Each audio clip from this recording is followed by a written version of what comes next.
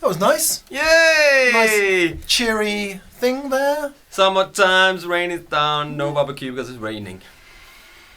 Welcome to Acoustic Paradiso on Andertons TV. We are back. My name is Pete. My name is Mick. Hello. It's been a while. It has been a while. It has been a As while. you can hear, I'm a little bit ill. It's because the summer is so lovely and so warm.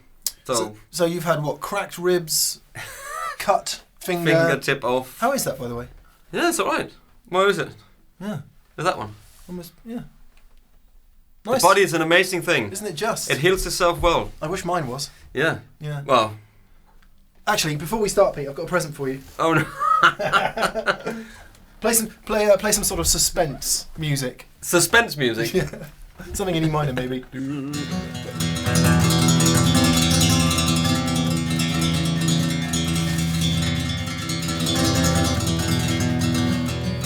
So in a previous video, Pete and I played some nylon string guitars, and Pete kept talking about this style of music that I hadn't heard of before. What was that?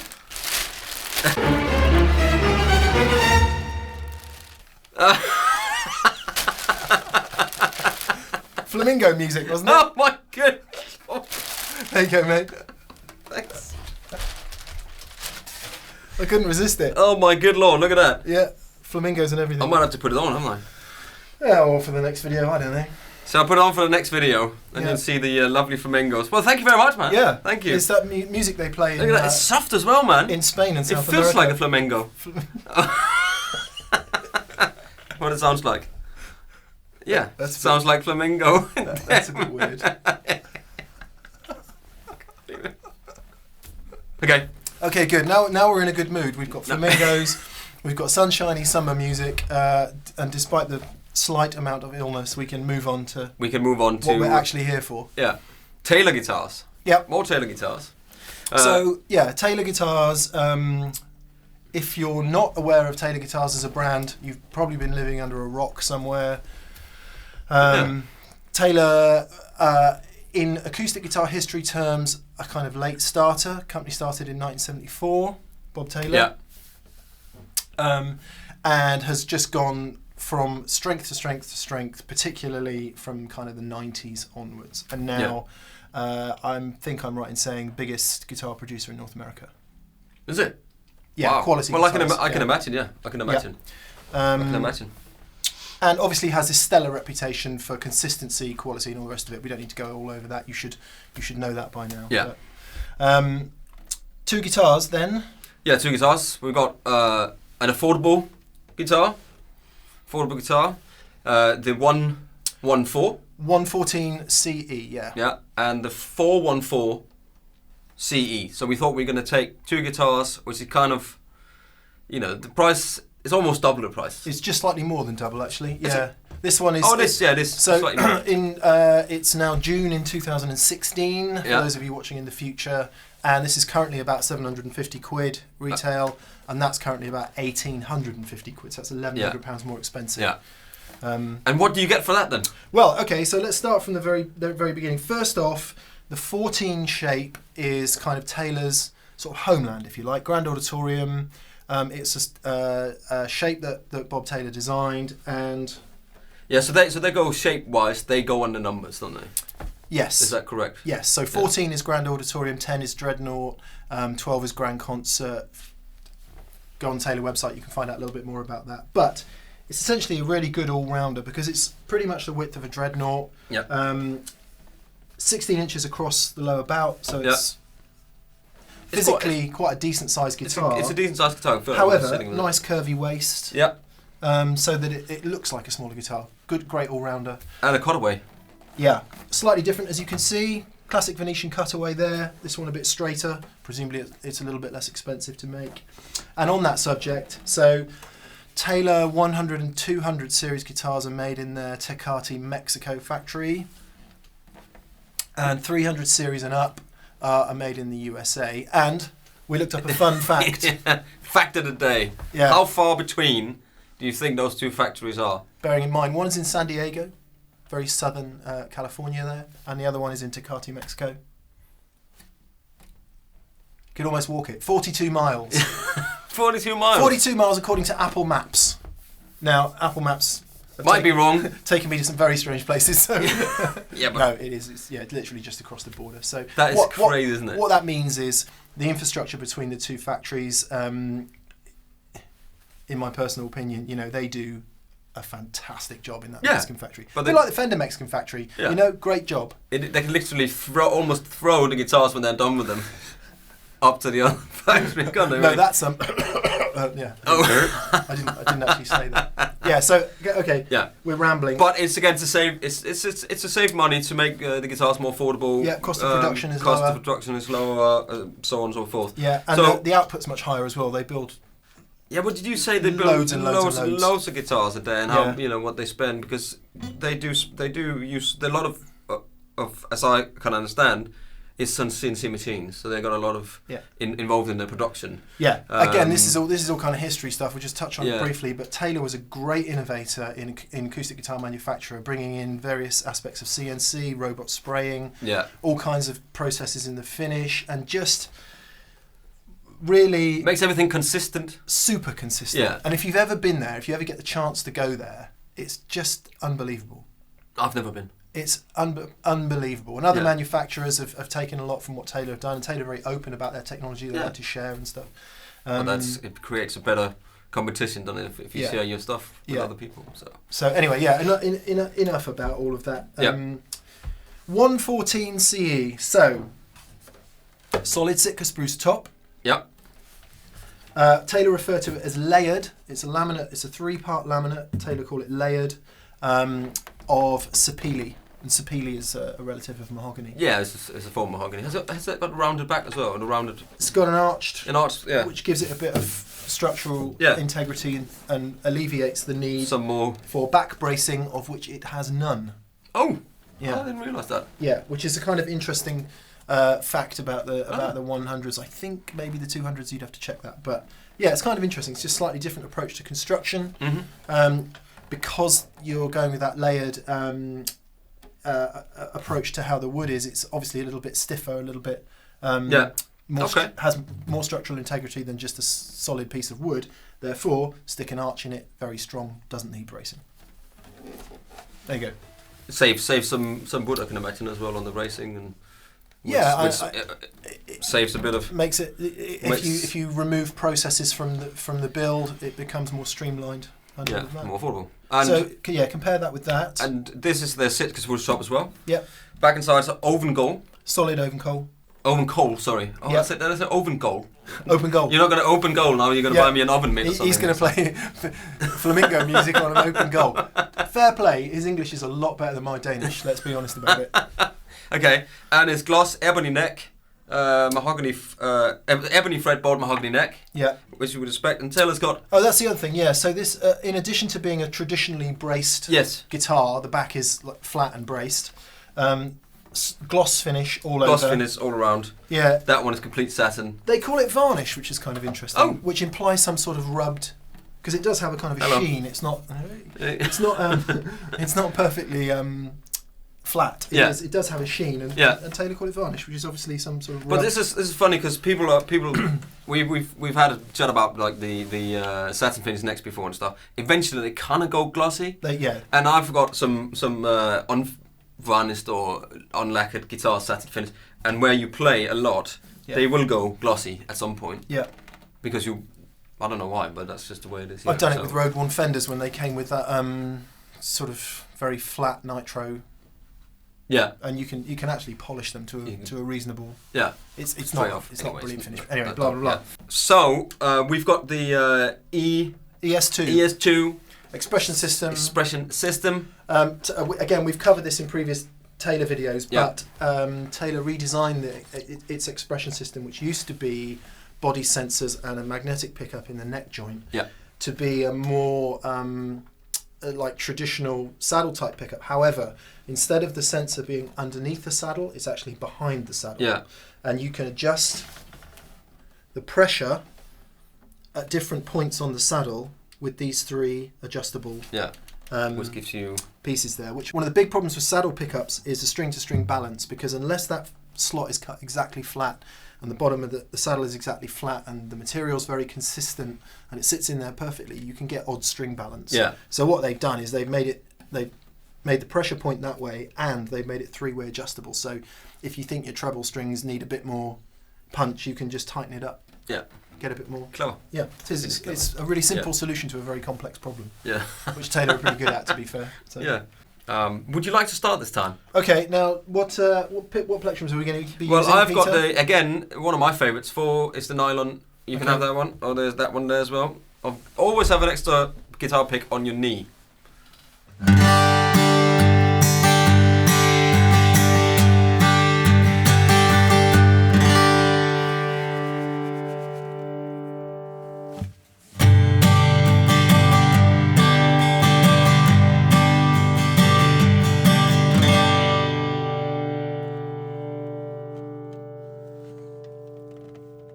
Very interesting, because that sounds brighter to me than this does. It is. And I would expect this to be brighter, and some part of my brain would say that. I have some past history with these guitars, and there's definitely a kind of more forthright punching kind of quality to the 100s and 200s, in my opinion. Yeah. Might have something to do with the back, might have something to do with the non-gloss finish. Because the construction is essentially the same, apart from the bracing on the back. The back is very different. Yeah. Yeah. So it's the back that's different, and I'm talking about the construction. Yeah. The neck.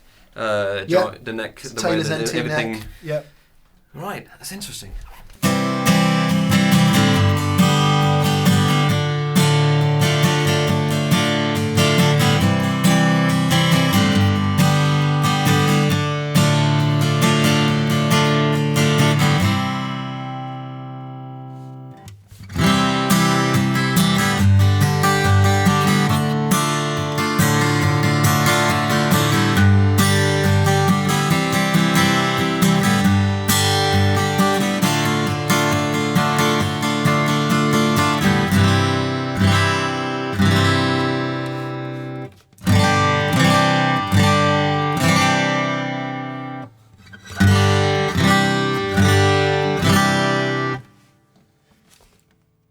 Different, yeah. That's but you would expect it, but you get, the money also, as we talked about, you pay for the more and some of the labour that's gone into this, because there is definitely more labour. You can see it when you're holding the guitars.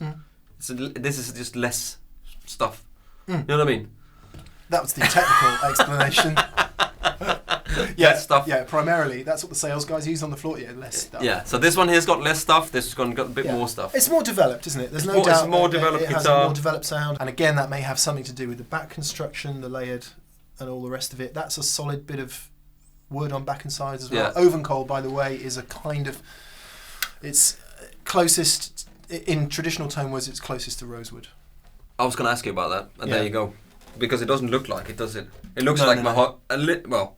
It looks like rosewood, but it's got the mahogany kind of colour before you dye it. Yeah, it's nice. It's pretty. It's pretty. It's an I think it's an African rosewood, but Q 58,000 million comments below telling me. Oh, by the way, they do this as well. Or they used to. I know there was one in the store. They do a rosewood back and sides. Limited edition. I'm not sure if it's a limited edition or. It is. Okay. Yeah. But they've got one in the shop today because I picked that one first, which. And then, because that's not the standard one, this is the standard one. It's very pretty. Actually, Peter, something else I should mention is, perhaps as a result of its slightly more entry-level price point, entry-level for Taylor, that is, this one has a slightly slimmer nut. Oh, does it? Yes, 1 11/16. I thought 1 3/4. I thought when I picked them up that there was something different. This feels definitely wider than that does. Go on, play.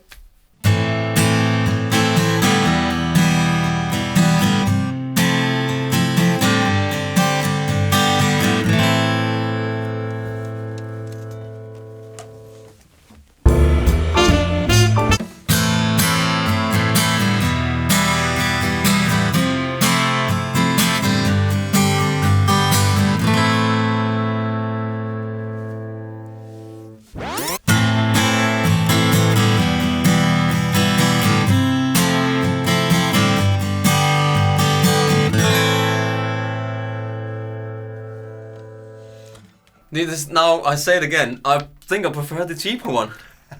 It's just weird, isn't it? What makes you say that? I don't know. It's just more. To me, it feels more approachable in my hands. Because it's got a slimmer neck. Because for me, I don't really. I appreciate a beautiful guitar. You know what I mean? Yeah. I can appreciate lots of labor gone into a beautiful guitar, but that would be that for me as a workhorse or something. I think that one would be better for me. I don't know what it sounds like in the DI, but in the room, it's brighter. Interesting that you use that term workhorse. One of the things that Taylor says in its marketing, and I think we've always got to be a bit nervous about marketing because it's written by marketing people. But, is that at this price point, this makes it, like if you have got a more serious guitar further up the range and you're looking for a second guitar for alternative tunings, a second guitar essentially for a different job, then this would be a great choice for that. I think there's some merit in that. Yeah. It's a great guitar. If it's like your first quality guitar, I think that would work really well. Yeah. But similarly, you've already dropped £1,500 or whatever on an acoustic guitar. You don't want to do it again. Yeah, unless you want something that's different, It's like, as I've said before, somebody who comes to make a kitchen, to build your kitchen, he doesn't just have one hammer. You know what I mean? He needs he needs a little hammer. He needs a massive hammer. He needs a rubber mallet. He needs different things. You can't if you are a workman or what do you call them? What do you call people that do stuff for a living? Tradesman. No, if you do anything that requires tools, then you have to have different tools. I prefer. You can't have one screwdriver and fix an airplane. You can't do it. It's just not possible. Screwing the wings on. No, and it's the steering wheel. It's just the same thing. You can't just have one screwdriver. I like the shoes analogy. Shoes? Yeah. You can't wear wellies to a wedding, and you can't use your best shoes to do the gardening. Right. Mick. Pick. Okay. Because fingers pick. Yeah, we need to do some finger picking as well. Okay. On the guitars to see what they like, and I'd like you when finger pick. Okay. Do you like this chord?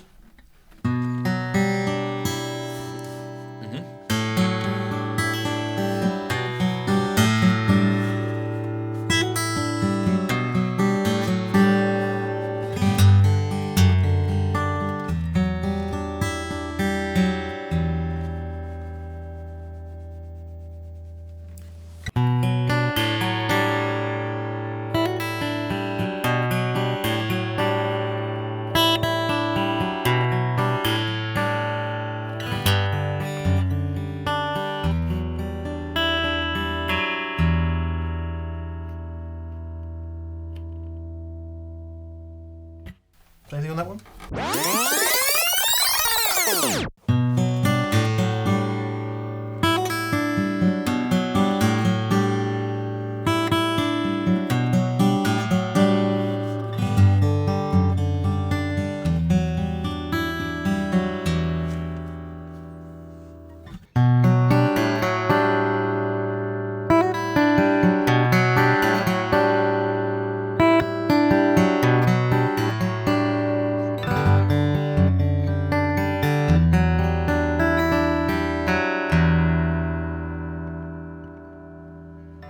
What do you prefer? Which do you prefer? This is definitely more kind of nuanced and grown up, and oh, that makes sense. There's more. I like this one. Well, so this one has got more complex. It's got more overtones. It's got more of the high-end acoustic guitar thing happening with it. However, what I like about that is the kind of dryness of it. So it's more you might think it's not a vintage sound at all, but it has that dryness and kind of directness of an older, more simple guitar. Simple. But that makes sense as well. That I like simple. See, if you play some bluesy stuff, I'm going to change picks. I struggle with these picks. I'm going to a 1.5. Maybe 1.4 Dunlop prime tone. I'm going Gravity mini racer thing. Yeah, so thick picks essentially. Yeah, sorry.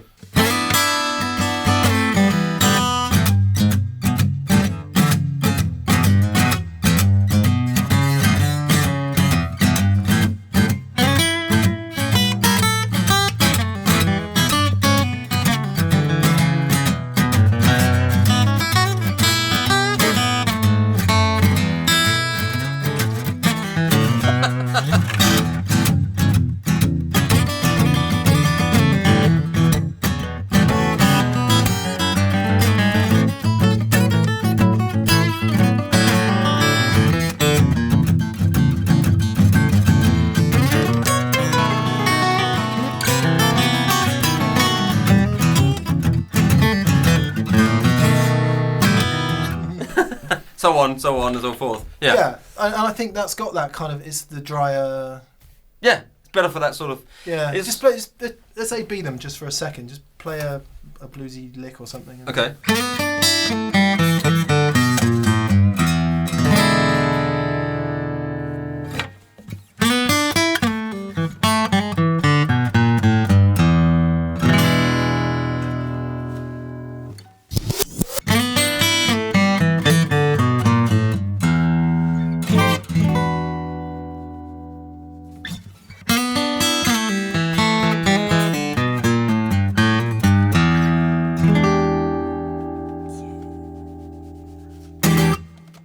Yeah. You know, if you've got around 800 quid, if you've got around 1900 quid, either one is great. You know, really. That was what you call a convenient conclusion. No. But do you know what I mean, though?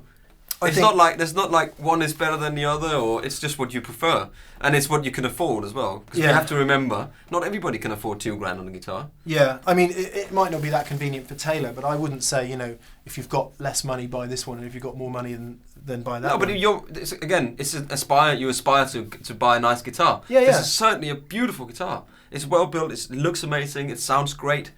You know, but as I said, more than one hammer. Yeah. Yeah, I think. You know what I mean? If you have both of these, then you got an array of tones and stuff that you can use in a studio environment. Yeah. And you might just prefer one over the other, of course. But as we saw, it isn't necessarily that one.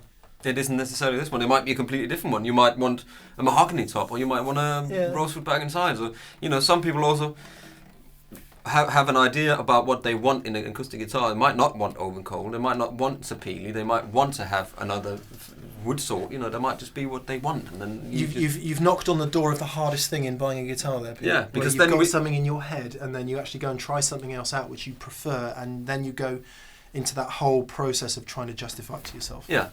And anyway, you have to play what you play. You pick something up and you play it. It's nice. You know, we just wanted to show you the two guitars out of the range. That's both 14. They're both CEs. You know, but more affordable, and you know, affordable is a relative term, isn't it? It certainly is. So there we go. Great guitars though. Taylor 414 CE and 114 CE. Yeah. So Mick, anything else we need to talk about? Not really. Scale length is the same. I don't think we said that yet. The only real feel difference in terms of playability is the nut width. Yeah. A bit slimmer on this guitar, on the 114 CE. Yeah. And that's you can definitely feel that. Yeah. So which, you know, I guess may suit people new to playing a little bit more. Maybe people that are used to playing electric guitar, maybe, and they're looking at their first sort of acoustic guitar. Most Taylors are 1 3/4 inches across the nut, which is kind of a little bit. I think the strings are the same on these. They use their own hybrid, don't they? 13 to 53 or something. Yeah, LXCs. It's basically a mix of a 13 up top and 12 down the bottom. Yeah, exactly. So that's the same. So there we go. Good stuff. Actually, I am going to say that whenever you go into a shop and you try a Taylor guitar, you know, like a guitar shop such as Andertons, I think because they use the LXCs, they always feel good. Yeah. I've picked up other guitars and where the strings go off much more quickly, and I think feeling nice straight out of the off the wall is a big deal. It makes a big deal. It makes a big deal. Yeah. Yeah. So on that note, no bumshells today. No bumshells today. Well, who knows? Maybe later. Okay, this was Acoustic Paradiso, and he's coughing, and I'm Pete's coughing Colin today. Coughing Taylor. We'll see you next time. Bye. Cheerio.